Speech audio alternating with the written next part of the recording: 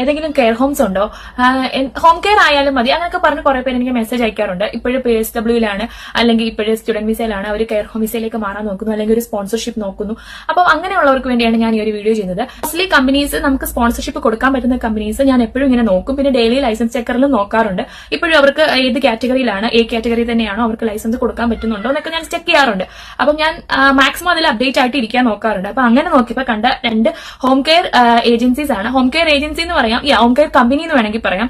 അപ്പം അവര് ഇപ്പോഴും റിക്രൂട്ട് ചെയ്യുന്നു എന്നാണ് അതിൽ കിടക്കുന്നത്. ഞാൻ പറഞ്ഞല്ലോ, അതിന്റെ ലിങ്കും കാര്യങ്ങളും എല്ലാം ഞാൻ ഡിസ്ക്രിപ്ഷൻ ബോക്സിൽ കൊടുത്തിരിക്കാം. അവരെ കോൺടാക്ട് ചെയ്യാനുള്ള മെയിൽ ഐഡിയും കാര്യങ്ങളും എല്ലാം അതിൽ കിടപ്പുണ്ട്. അവർ ഇപ്പോഴും ഓവർസീസ് കെയറേഴ്സിനെയും നഴ്സസിനെയും സ്പോൺസർ ചെയ്യുന്നുണ്ടെന്ന്.